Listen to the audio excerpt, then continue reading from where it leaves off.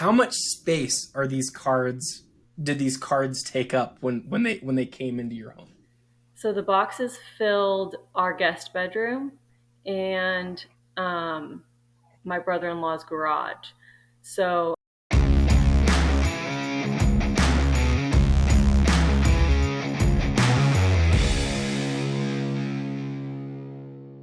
Welcome to another episode of The Hobby. Today, it is my pleasure to be able to have on to the show Becca Davis, the one and only trading card chick from Instagram. Becca, thank you so much for joining. How are you doing today? hi, Adam. I'm good. Thank you so much for having me. Well, I've been excited for a long time to be able to have you on an episode of The Hobby because I think your perspective is really unique. And I really want to just like dive in and ask you a million questions today about what your last year has been like in the hobby. But for those of the people who are watching who don't know your story, can you start out by just telling a little bit about how you got into the hobby?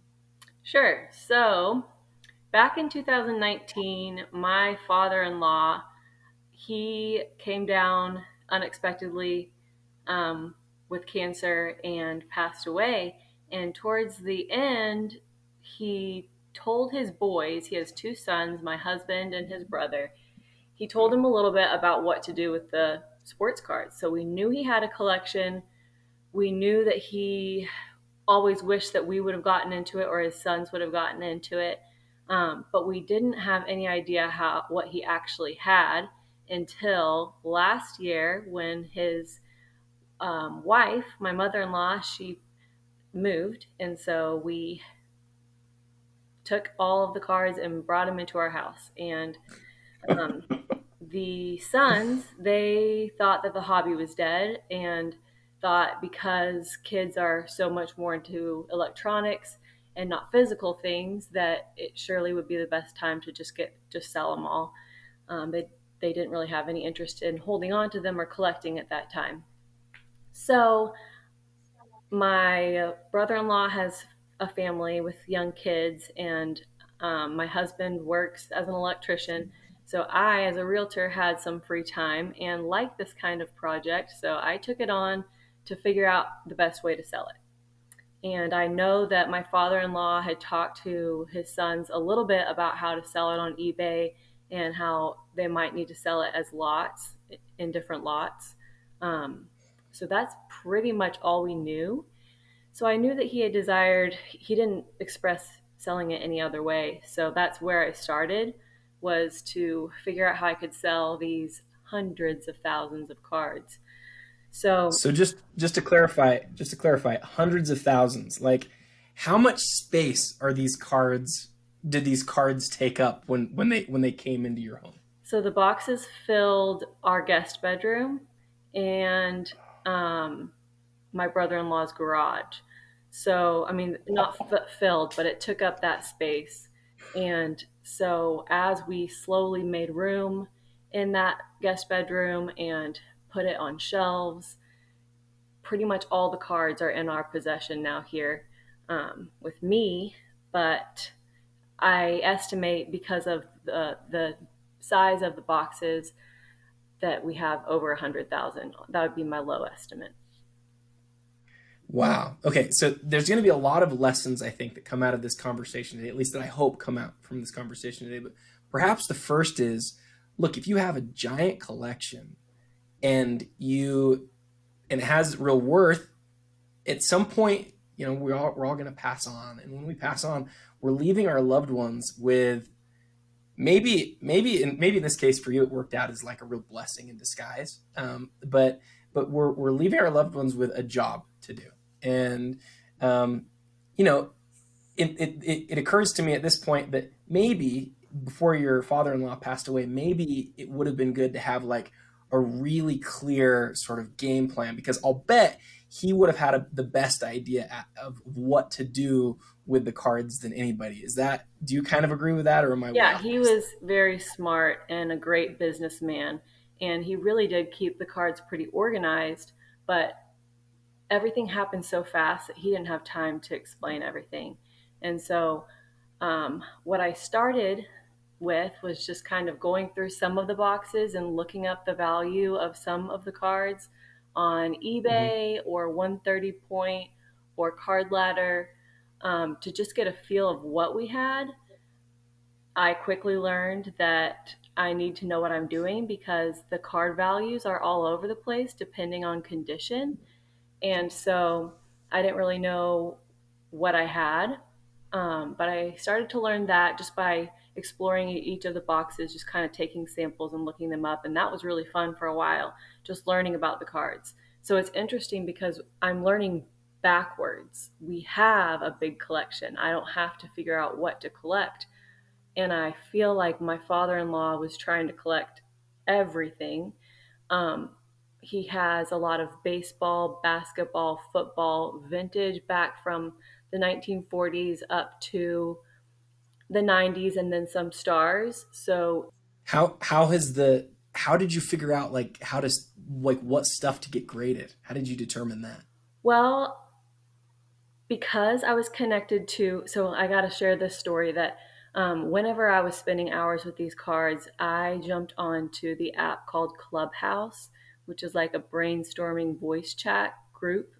And I was on there already because I'm a realtor and they have realtor talks. But I just Mm. one night searched sports cards and found a great group of guys, big business people in the industry.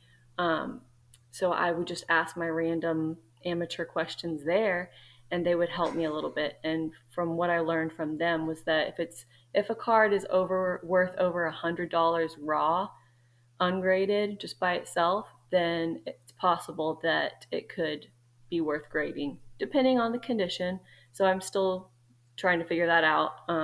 And there's so many that it gets overwhelming, and I have to step away and take breaks a lot. But That's I'm like envisioning the problem that you have. So let's break it down a little bit. You have a collection that has everything from raw cards to Mickey Mantles to high end Michael Jordans, everything from the 80s and the 70s, maybe even into some stuff into the 90s. I've seen enough of it to know like there's some really good stuff there. We're not talking about an average run of the mill collection. We're talking about like a lot of really great stuff. But the quantity is just enormous. There's yeah, hundreds of thousands of cards, sealed wax, some graded, but very few. The majority of it's raw. And it's just sitting there, and you're asking the question, how do I maximize value? And how do I piece out the things that need to be pieced out? So you go, you connect with people in the world of like Clubhouse, and you're just doing your due diligence. You're doing the very best job that you can, right? Does yes, that kind of like break down like the whole of what the process has been so far? definitely, because I wanted to honor my father's legacy and not just sell it at half price because I knew that he believed in this investment. And I wanted to kind of learn as I go about what he liked about it. And that's been really cool and special to me that I've been able to connect to him in a way that I can't anymore because he's passed away, but also just getting to know him better still, which has been really fun. And I've learned that he used to set up at shows and he used to go to the National. And so this past year, or this July, I did go to the National to kind of celebrate his memory. He passed away in July of 2019, so it was kind of a perfect timing as well. Um, so yeah, I'm just trying to do it right, and I'm really enjoying the organization of it, like organizing the cars, and I enjoy selling and packing and shipping. And a surprise that I didn't expect was just the awesome community of people. I went to my first Yeah. Dallas card show in May of this year and met so many people that just introduced me to everyone, and they were so welcoming. I was really nervous to step in by myself. I went by myself as a woman, and this is a majority men hobby. So I was um, in the middle of a big sea, and it was a little bit nerve wracking. But like I said, everyone just made me feel really welcome, and so that is another aspect that I didn't expect, and have really enjoyed meeting such great people. Tell me more about why the card show was meaningful to you. I saw some of your posts on Instagram. It seemed like you had a great experience. Talk maybe a little bit more about why the show was as fun as it was. It's again, whenever I took this on in November of last year, I thought that this hobby was dead. And so I was really surprised and excited to see it alive and get to feel and touch different boxes, different cards and boxes, and be able to see, recognize cards like, oh yeah, we have that one, we have that one. That's kind of what I did the first show, was just go through and figure out what I did have. And that was kind of comforting to me to be like, oh yeah, I'm kind of in it. We have that too. And realizing, well, no, I don't have that one. And I don't know, it was just really fun. And again, all the people that I met were fun and welcoming. I stayed there for hours, and it's weird how the time goes very quickly. I looked up and it's midnight and had no idea. So I don't know, it's just really cool. So you've been to the National, you've been to the Dallas Card Show. Is it safe to say there's more card shows in the future for you? Yeah, so I live in Dallas, so it's very convenient for me to go to the Dallas card shows, and that happens 6 times a year. Um, I don't do too much traveling to other card shows yet, but the Mint is on my radar next March. That's the next big one that I think I'm planning for. It just depends on how many Very of cool. my now hobby friends will be there. So, One thing that I think is kind of interesting about that is I have people all the time who are like, Adam, when am I going to see you at the next show? I've got 4 kids. I don't like traveling a lot. And I know some people don't mind it, and some people have a lot of kids and they don't mind traveling a lot. But for me, I like being close to home. mhm. And so most of the interacting that I do with people, it's online, and I love it. But I will tell you, I know people, like some of my best friends in the hobby, who feel like if you aren't going to shows, you're really missing on a huge part of the community. And so it's really cool for me to hear that you have had this really positive experience. And you mentioned as well, you said, I traveled by myself as a woman to the National, and I'm assuming you're probably going to the Dallas show, maybe on your own as well. Is it, can you give those of us who maybe can't understand a little bit like what it's like to be a woman in that setting? Does it feel comfortable? Have you ever felt weird about it? What's sort of your year in the hobby been like as a woman in a snapshot? I think my one tip would just be, talk to me like I'm anyone else. Talk to me like I'm a guy in a respectful way. I had someone say, the one that caught me off guard was, I was just walking by myself and someone said, did someone pay you to be here? Because you look too good to be at a card show. And I was just like, no, I'm here by myself because I like it. And I didn't know what to say. Um, but it reminded me that there's like a spotlight on me, which I didn't ask for. Um, and so just talking to me like, hey, what's up is fine. Me into conversations without making it obvious that, or without stating the obvious that I'm any different. Yeah. Yeah, we're weird sometimes as human beings, right? Like somebody's different, and so you look at them and you're like, "You're different." Yeah. Like just so you know, you're the only female here. It's like, "Oh, congratulations, Uh-huh. you have eyes. That's good. Good for you." Um, I hope that if this last few years has taught us anything in the hobby, it's that there's different types of people who are here, and I look at myself. There's not like we're all very different, right? And part of why we do the show that's called the hobby is that we want to sort of shine a spotlight on the fact that there's different types of things that people collect. There's different types of people who collect them. We're not all the same color. We're not all the same, of the same faith. We're not all the same gender. We're just different people, and you can be friends with people who are different than you. In fact, not only can you be friends with people who are different than you, but like you can learn a lot from those people, and that's what is great about the hobby. And so I think that's disappointing you've had any of those experiences, but it sounds to me like for the most part your experiences have been really positive. Is Definitely. that For right? the most part, it has been very positive and welcoming, and definitely less awkward than I thought that it would be. So I have positive things to say. Awesome. I'm glad to hear that. Well, I've got just a few more questions for you before we go on this one. You talked a lot about you talked about how you've learned a lot in the course of the last year. If you could highlight maybe 2 or 3 lessons that you've learned over the last 12 months that you would impart to somebody who's in the same shoes you were 12 months ago, what would those 2 or 3 lessons be? First of all, I think if you have the time, then it's great for you to spend time with the cards and take it slow and not make quick decisions. I understand sometimes you'd rather just give it to someone else, and that's fine too. But I've gained so much just by connecting with it and thinking of my father in law through it. Um, Also, there are a lot of different options. You can go to a consigner, you could go to auction, you could sell it yourself, you could set up at a card show. There's now virtual card shows or whatnot, loop, all kinds of different avenues. So there are a lot of options and it can be overwhelming, but do what is most comfortable to you. And that also goes, I hear it a lot, is collect what you like. And since I am not yet that much of a collector, since I have so much, it's almost like I want to say sell how you like, because there's a lot of opinions on the way that I should do it. Um, a lot of people have told me all different kinds of ways that they think would be the best. And I've heard such a variety that I know that there's not one right way, and that you just got to do it the way that you feel most comfortable. And I love it. probably just, I don't know what else. I was trying to think of ways that the cards, you know, could focus on the cards, but I think your advice is great, especially the sort of sell how you like.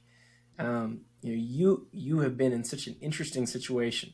The thing that I think is worth highlighting here is you said you're not very much of a collector, but it's clear that there's certain cards that you maybe want to sell less than others, true. right? There's stuff that comes up in your boxes, and you're like, that's the next thing I'm going to focus on.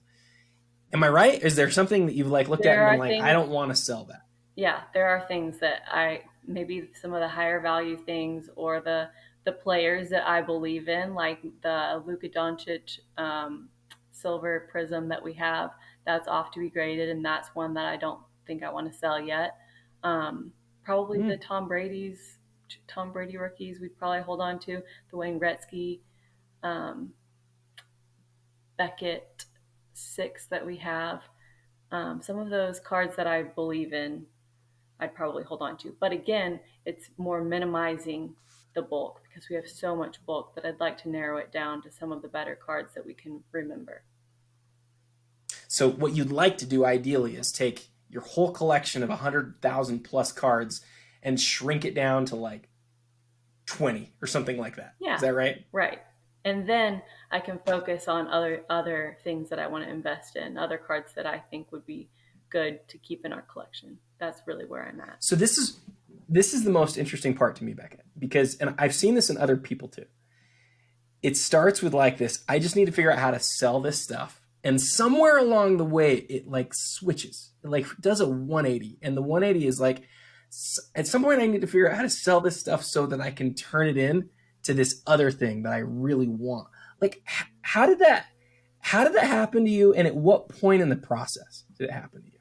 I think it was probably because I was spending so many hours with the cards, and you get familiar with them and they become comfortable. And then now sometimes I am scared to even let it go. Um, I don't know why it happened, but it was probably a couple months in. So I have to keep focusing or reminding myself that the goal is to sell it. This is for I'm selling it for my family, my husband, his brother and sister, and that their wish is to sell it. They don't have any interest in it, but I'm kind of the middleman, but also making the decisions for my family, and my head gets kind of stuck in that place of let it go or You keep it.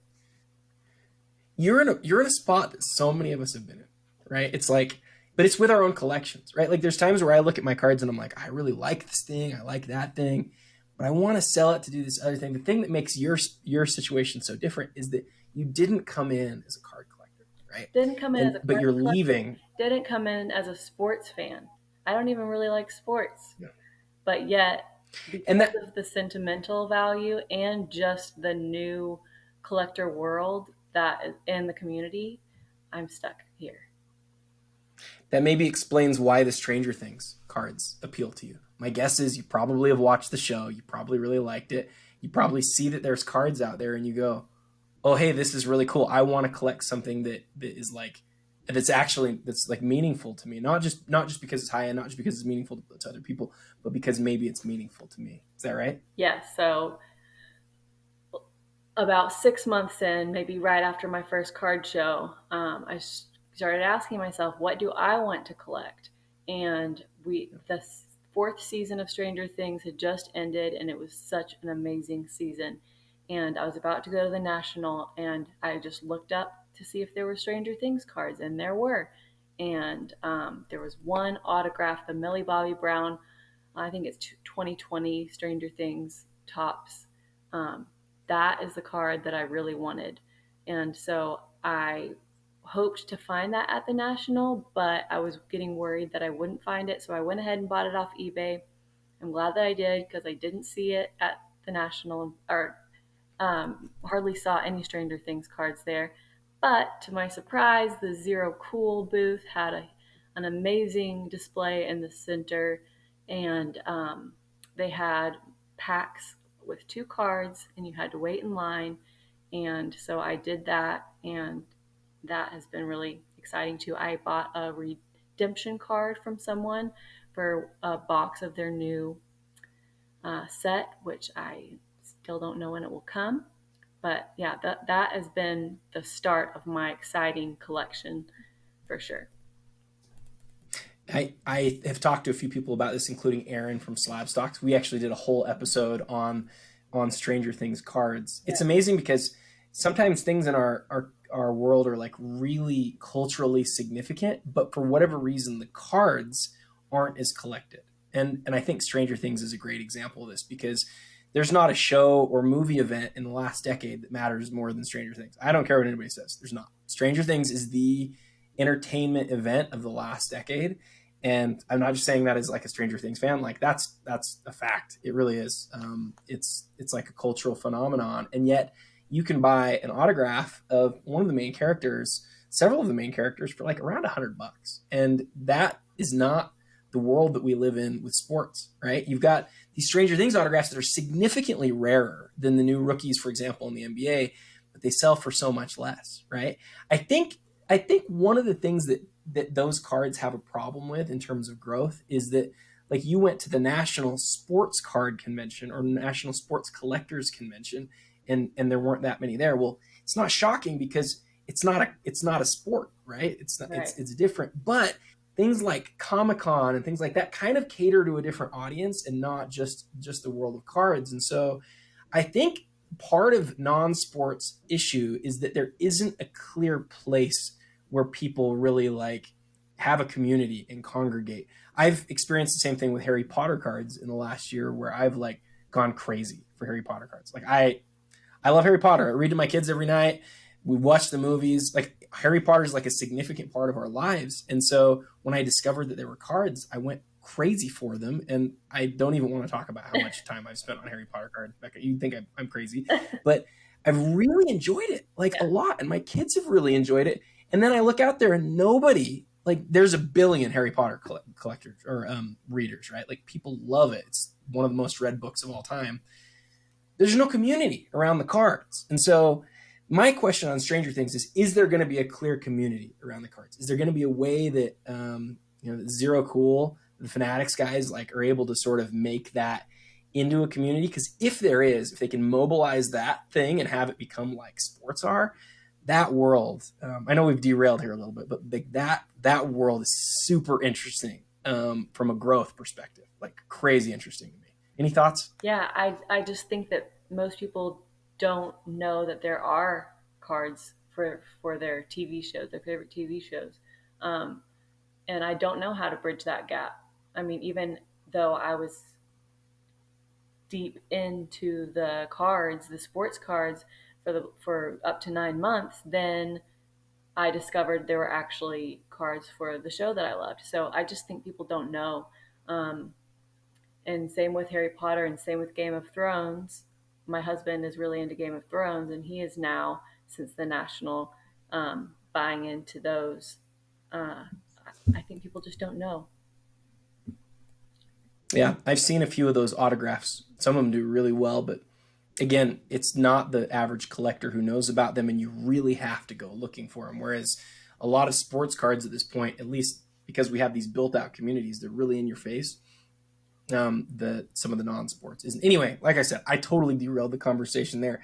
Your notes about what you've learned since you've been in, I think, are wonderful. You basically said there's a lot of different ways to sell. The community is really important, and you basically recognize, hey, at this point, a year in, I am a collector. I'm still trying to figure out what I am collecting, but I am a collector.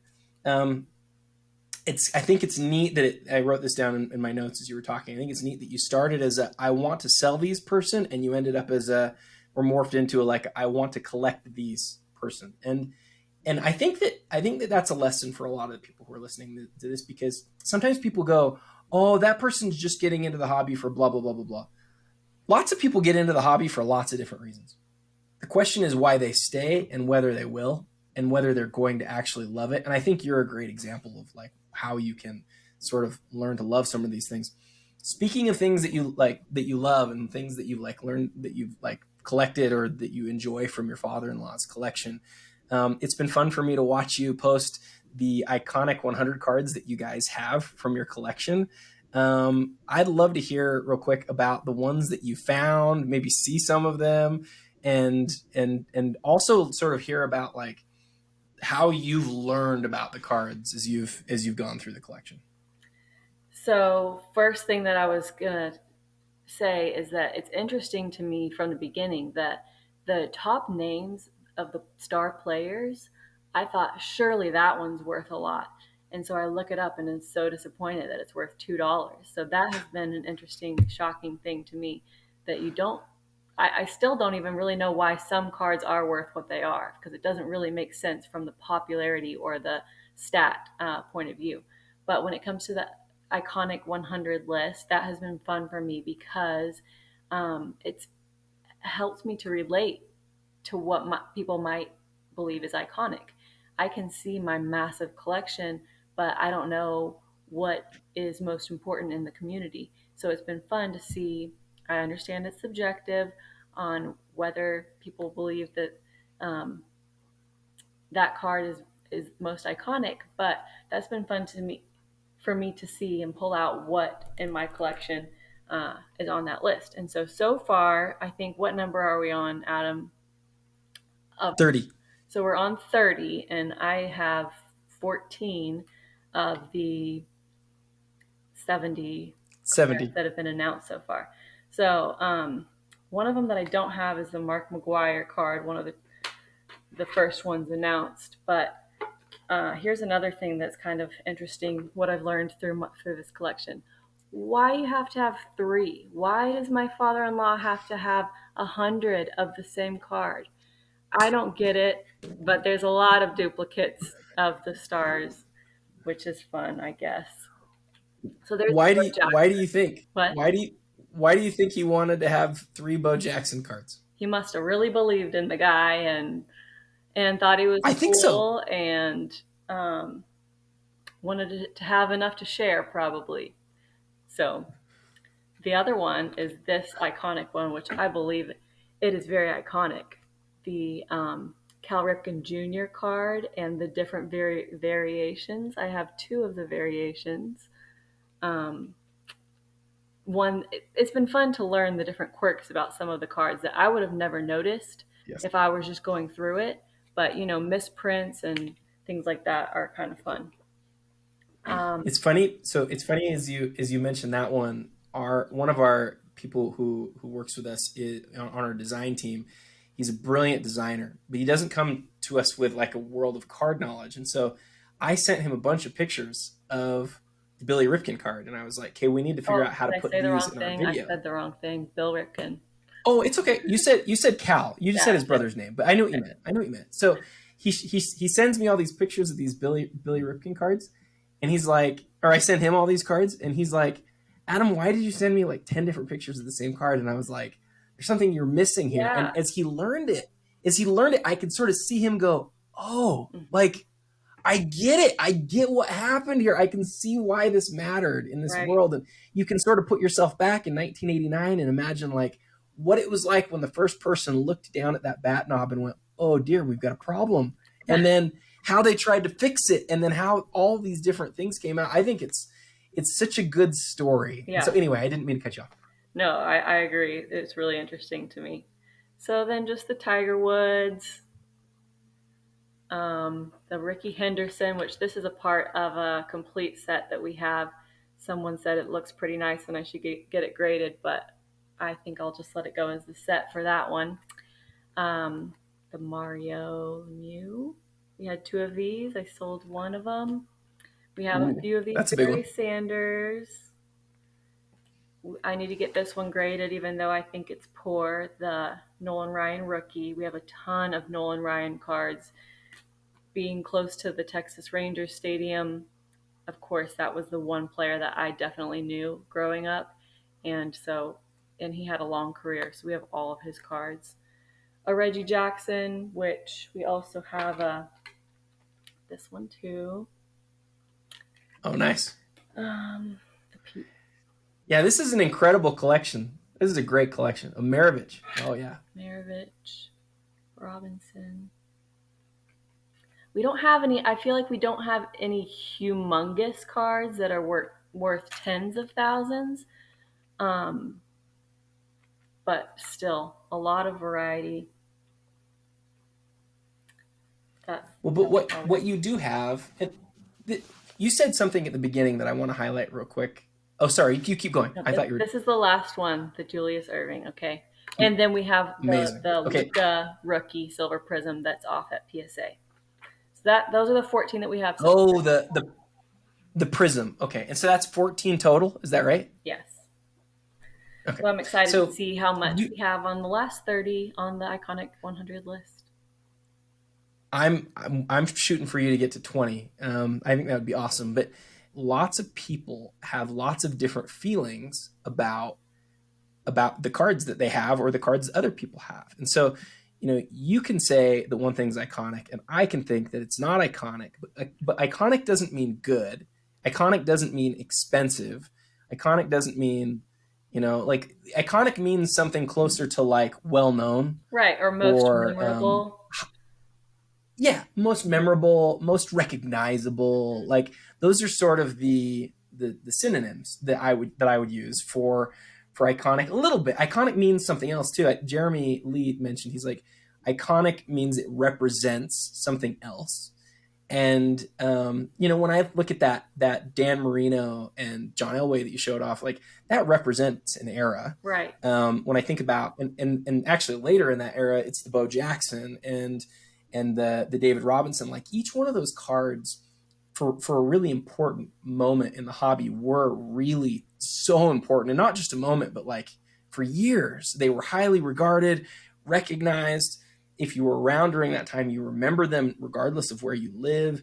And to me, that's part of what being iconic is. But then there's this other part where like it has to have staying power. And so it may not still be worth a lot, but it has to have, it has to have some like staying power still. And so I think you're right, even though I can't remember the word that you used. Like, I think that you're right that people have different opinions on this, and that's why we said, okay, let's take 150 people who are really smart card collectors that some of them have been around a long time, some of them only been in it for a couple years, but they all really know cards. And let's just ask, what do you think is most iconic? And then go down from there, like from 1 to 75, let you rank it. And then we're just going to average it in the end. And whatever happens, happens.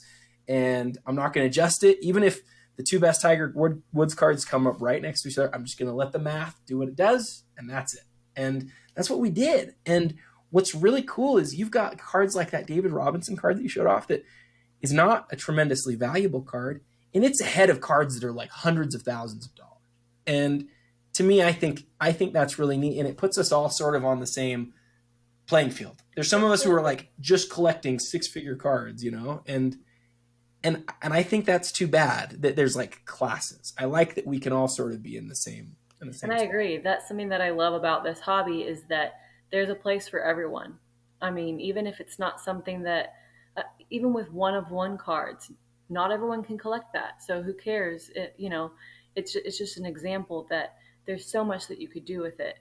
Um, whether it's a certain year, or make it your own and make it fun. And that's really what matters. And I just love that there's a space for everyone. Also, whenever I'm showing the iconic 100 cards that I have, it's been fun to see people's responses of, oh, I have that one, or I remember whenever I ripped that from a pack. So it's just cool that it brings the community together and we can open up conversations. And so that's what I've really enjoyed about the list as well.